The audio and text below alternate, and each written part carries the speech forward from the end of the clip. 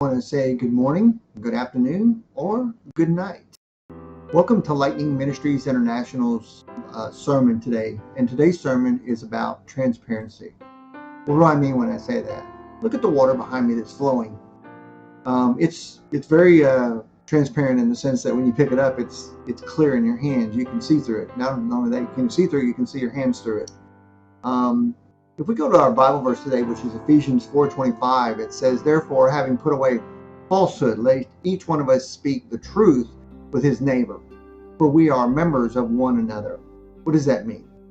Whether we're believers or not, and I'll probably lean more towards the believer side than the non-believer side, is that we're supposed to be transparent with one another, not deciding whether we want to tell as a truth or as a non-truth. I'd give you a true example of that, sharing with someone once about our feelings towards another brother, and they took that to heart. Instead of saying, we still welcome the brother, we still love the brother, but for whatever reason, they felt like that we were, being non-Christian-like. Well, if I sit and think about it for a moment, and I would hope that you would do the same, is that when Jesus was dealing with the Pharisees and Sadducees during his time, was he nice to them? No, I think he saw right through them. He was being a lot more transparent than they were. They were trying to get him to not talk about the things that he was supposed to be, which was the Son of God, and the person that came to bring light into the world instead of darkness and rules and regulations, even to the point where when he was healing someone on the Sabbath, "Oh, look, you've broken one of our laws. You're not supposed to heal on the Sabbath." And the sad part with that is that he was trying to bring them back down to earth, that it was not about religion or a false truth, creating over 600 and some odd rules for people to follow each and every day so they could show some control. So they weren't really loving anybody. They were creating a false sense of security in a world that was supposed to be one of love and caring and being, a unity in your families and in your neighborhoods. I really want to go to another verse here that I've put down too, which is Psalms 139, 23 to 24, where it says, "To God, search me, O God, and know my heart." Well, if our heart is being true to us, then why would we want to not be truthful and transparent to our brothers and sisters? And you say, "Well, I don't want to hurt their feelings." But you know what? If you're not being honest with them, then you're not being honest with yourself. And if you can't be honest with yourself, how can you be honest with God? It goes on to say in that same verse, it says, "Try me and know my thoughts." What does it mean to try me and know my thoughts? You're the only one that knows your thoughts. No, that's not true. God knows your thoughts before you even think them. He knows your words before you even say them. And you're thinking to myself, maybe I should just go on mute. And it wouldn't have solved your problems anyway, because you're still thinking them anyway, even though you're not saying them. What else does it say in the verse? It says, "And see if there is any grievous way in me, and lead me in a way that is everlasting." Everlasting. The word says that we're supposed to become more Christ-like. And to become more Christ-like, we're supposed to become more transparent. We make excuses all day long why we're not willing to share or be honest or transparent, not only with the friends in our lives, but even our own immediate families, our wives, our kids. Now, that's not to say that we need to share everything from our past that would help or hinder anyone or cause them to stumble into their future. But in our present day, we should be honest, not about what we think or how we feel so much, but about the reality of how life is and how can we use what we're learning and hearing as a tool to benefit and encourage others instead of hinder them in doing evil. It says in verse 26 of this same chapter in Ephesians 4, it says, "Be angry and do not sin." What do you mean by that? It says, well, we're all going to disagree with each other. We're never going to always agree 100% with what one believes or the other one believes. And if we bring religion into that, then we give the opportunity for the devil to divide us and to steal our joy and to steal the joy of others, and also to steal God's joy and happiness that he's trying to project upon us. So what is he telling us to do? He says, control your anger and your transparency. Do your work, heartily, share truths with others. Well, I mean, everyone's got their own truth. You've got your truth, I've got my truth, and then Jesus got his truth. And his word says the truth will set you free. So I don't know how we can have our own truth. We may believe something to be true, but in truth, we're not sure because we heard it. Now, unless we experience the truth to say we can believe it, it's like, I put my hands on a hot stove and I got burned. Well, there's a truth. I can tell you truthfully that if you put your hands on the stove, you're going to burn your hand. That's not going to feel pleasant. And I would hopefully, in my truth to you, in telling you that, you're not going, well, let me experience that for myself and find out if that what you're telling me is true. And that's where a lot of us make mistakes. We're not willing to accept a truth as a truth when it is true for those that have already experienced it. Even in Paul's day, even through all the stuff that he went through. He talked about that in the rages that are going on, the bitterness, the anger, the brawling, the slander. We're not being kind and forgiving one another. And what do I mean by that? You can forgive a brother for something that he's done, or a sister. It can just be a brother, or a mother, or father, cousin, aunt, uncle. You put the person into that category that you want. And then we try to come before the Lord in our essence, so to speak, or our spirits, in church, and think that we're righteous, but yet we have something against someone in our family, or we have something against a coworker. And while we don't have to necessarily walk in their way or believe their truth, that doesn't stop us from loving and being the Christ-like people that God is calling us to do. Let me read another little verse that I found that I thought was pretty interesting here. It says here in Galatians 2:20, it says, I have been crucified with Christ, and no longer I who live, but Christ who lives in me. And the life that I now live is in the flesh. I live by faith in the Son of God, who loved me and gave himself up for me. Wow. You willing to give your truth up to God's truth? To live a life of transparency? Because you know what? God sees right through us. He sees through everyone. And if someone's giving you, the Spirit of God's giving you the ability to discernment, you're able to do that too, but in a loving way, in a way that shows your neighbor that you love them, regardless of whether they believe what you believe or think the way that you think. Because Jesus said that we're just supposed to love everyone. They're all his kids. So if we can take this truth that I'm sharing with you right now and put it in ourselves in a way that helps us to rethink that, in a way that we can be kind to one another and tenderhearted and forgiving for that matter, just as God and Christ forgave us. So I want to throw one more little verse at you. Really not a verse, I'm sorry. It's kind of more of a definition. It says, when you're transparent, you invite trust by revealing that you have nothing to hide. How many things are we hiding? You establish yourself as an honest and credible person in the eyes of others. Your name means something.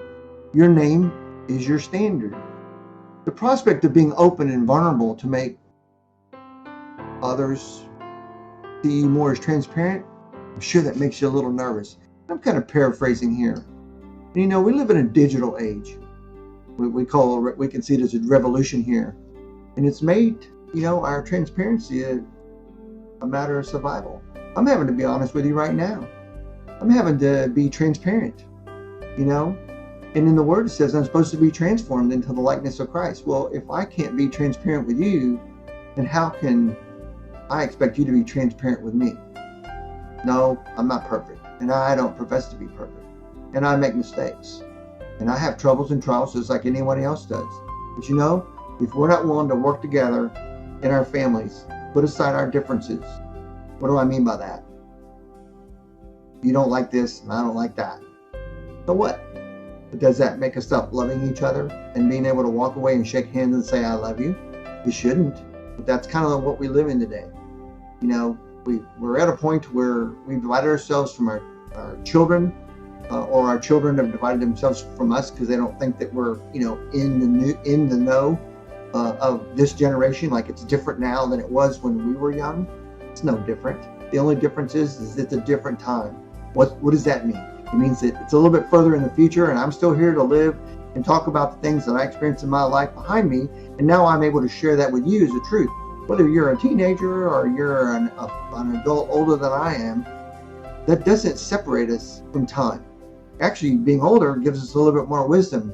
It kind of keeps us humble in the sense that we can share some of our weaknesses and our stupidity, or whatever you want to call it, with those that are younger than us. And while they may not see that as a truth or understand it, and they want to go through it to themselves, and then they look on the other end of it and go, you know what, I should have listened to you because you told me a truth and I wasn't wise enough or discerning enough, or we can use the word smart. I don't think some people are that smart about this stuff because they don't think it through. They're too busy to speak out a fallacy. They're too busy to be dishonest or hateful or angry or show, a dislike, for their brothers and sisters. So what this ministry is about truth, of truth in Jesus, and to put off our old self, which really belongs to the former manner and former life, and the corruptness and the deceitful desires that fell into that. We're supposed to be renewed in our spirits and in our minds, and then we're supposed to put on the new self, which is created after we become born again and live in the God's truth in our righteousness and holiness. So God has asked me to start this ministry. Reluctant as I am, you would say, oh no, you're just another one of those church people, holy rollers. Well, you can call me whatever you want, but I can tell you that there's a truth in this, that I've experienced enough things in my life, and I'm not that young. I may look younger than I am, but let's put that aside as a piece of transparency. Maybe later I'll explain that to you, or you'll find out some other way how old I am. But that's irrelevant to me being transparent to you right now. The one thing that we see, and I believe in this society, is what Christ has given me this vision for. And while some may not see that as a truth, the truth is that the only reason we're here is because of Jesus. It's always been about Him. It's always going to be about Him. And until we get that one little snippet in our brains, we realize that nothing else matters except Him. And I'm not saying we're supposed to work or we're not supposed to help others or do anything. Excuse me. That's a part of what you do when you become a believer. That's part of what you do when you become a Christian. And even if you're not a believer, you should live your life in an honorable way that helps others, regardless of whether you believe in Christ or not, or whether you want to follow Him or not, or whether you even want to look into who the man really was and what he really did. And believe me, there's plenty of facts out there, and that's a truth to prove to you that there is something more than what we just think we read about, or some book that's on the shelf that everybody seems to want to lean on in trouble, in times of storms that come into their lives. When things are going great, we don't trust God, or we don't lean on Him, or we don't even look to Him. So in this, I say to this, families, we need to get going in a direction that brings us back together. Not just in our family, but the families around us. And what do I mean by that? In our communities. How many of you actually know your neighbor? I'm not saying that you don't. Maybe you know them a little bit. Are they friends with you? Not intimate friends, but is there a relationship? Do you know what's going on in their lives? When you walk out to take the trash out and you see your neighbor, you go, hey neighbor. Instead of saying, hey neighbor, say, hey, how's it going? And they may or may not at that point want to be transparent. But if they are, regardless of whether they believe what you believe or not, it gives you an opportunity as a believer, or even as just a human being, to find out something about your neighbor that you didn't know, that maybe they lost a friend, that passed away, or a spouse, or they lost their job, or, their kids are struggling or whatever in another country where there's wars going on. I mean, the thoughts of this family thing is enormous, and that's really what it's all about. When we go home to be with Jesus, for those of us that choose to accept that truth, we're not going to be separated into our ethnic backgrounds, our religious backgrounds, our work backgrounds, or anything else. We're going to be together as a family, as a group. And we need to learn to work together here. That's really what this is all about. That's what we should be doing anyway. And everybody's arguing about masks, and everybody's arguing about the government and everything else. But what we're missing is the fact that The devil's trying to divide us, and let's just say you don't believe in the devil. Regardless of what you're going to do, our government is dividing you from your neighbors and your families. And the sad part, if I have to touch on that, your relative goes in the hospital with COVID and no one can visit them. And if they pass away, how disconnected is that? How sad is that? So let's stop thinking about what we can't do and start doing what we can do. Whether you wear a mask, whether you don't wear a mask, whether you get the shot, whether you don't get the shot, is irrelevant to the fact that we are human beings created by someone that I believe is Jehovah God. And that's me. Leave it at that for you. Regardless of whether you're watching this to see what kind of person I am or if I'm just some other crazy religious nut. And that's not true either. I'm a human being. I have feelings. I care about people.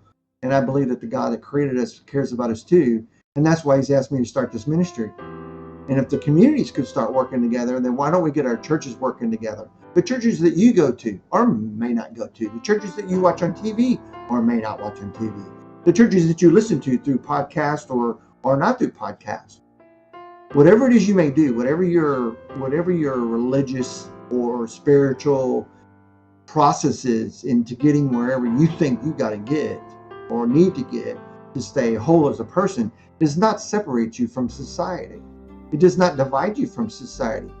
You can divide it because you say, I believe this and you believe that, but there is only one truth. And I'm not going to ever deny that there's only one truth and that there's only one person that can get us to heaven. And there's no other way to get there except through him. You can believe what you want. I have no problem with that. That's not going to stop me from loving you or caring for you or giving you a water or giving you a hug or just being your friend or just being neighborly, however you want to look at it. But even in our churches, we're divided, In the area that I live in, there's a church on every corner. You would think with the church on every corner, our communities would be doing awesome, but they're not. They're divided. Because one church says, well, we don't believe what they believe. Well, I always ask everyone this. If you believe that Jesus Christ was the Son of God, he came to earth, was born, he lived, he died, crucified on a cross, and then he was buried and rose from the grave to ascend to heaven, and then promised us one day that he would return to take us to be with him, then what's our differences? Whether we wear our hair long or whether we wear shorts and flip-flops, we're still loved by God.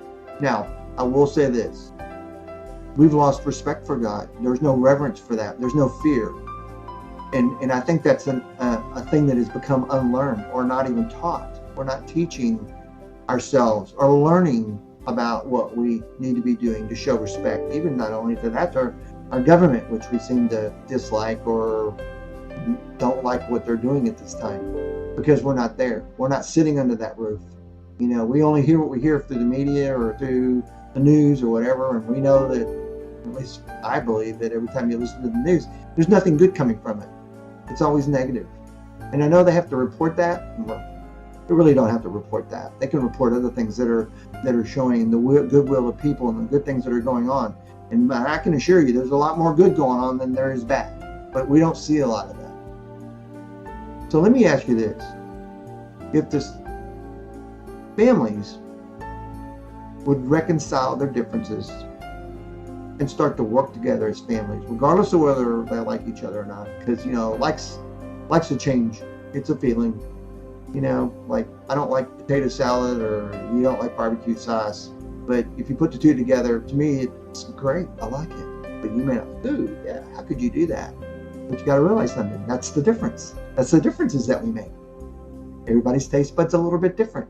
Just like in the things that you speak, just like in the things that you want to see, just like in the things that you want to hear to fill your mind with, in being transparent. And that's not to say that you just go blurt out your life to someone, because we do have a lot of people in our society that like to gossip, because that's the way they get fed. But they don't understand that the hurt that they bring, because the person that said it to you or told you that was trusting you, because they needed someone to hear them. They didn't need someone to fix them, or to tell someone else something about their lives that doesn't help them or allow them to progress. So let's get back to the purpose of this vision. Families working together, communities working together. Know your neighbor. And if you don't, then join this ministry and look and see how we're going to show, and helpfully through God, and I know it's only through Him, to show what it means to work in a community. We see a lot of things going on right now in the devastation with the flooding going on in the Northeast and the hurricane that just came through Louisiana, and how, we're seeing people gathering together to bring the resources and materials and things to help try to, facilitate helping people that have nothing now, lost everything. But the churches were doing that. And if the businesses were doing that, and I know some are, I'm not saying that there's not some doing that, would start to come together and work in the communities to help the communities. The churches would support the businesses would get supported by the communities would support the families would support the businesses, the communities and the families would support the church, and so on and so on and so on. We wouldn't need the government as much as we do, or we wouldn't be using the government as much as we do, because the church would be doing what God called them to do in the first place, to work together as a family, to build relationships between each other, and not be separated just because you have an indifference in the way that you think. I'm going to challenge you today. I'm going to challenge you with Ephesians. I'm going to challenge you with the things that Paul said. He gave us his principles in the beginning of this, is that we are family, and we were created in the likeness of God. Not to be selfish, self-centered, or self-righteous. God gave us a choice. We have the free will to decide whether we want a relationship or we don't. We're born into families, then we're divided right out of the gate. No dads, no moms, no mom or dad. Adoptions, rejection, whatever you want to call it. I even have that in my family. Divorce, adultery, rejection, abandonment. I'm no different. Alcoholism, drugs. I could sit there and look at the people in my past. Do I look at my life now as something that can't be transparent? No. Does what my life's past help anyone to the future?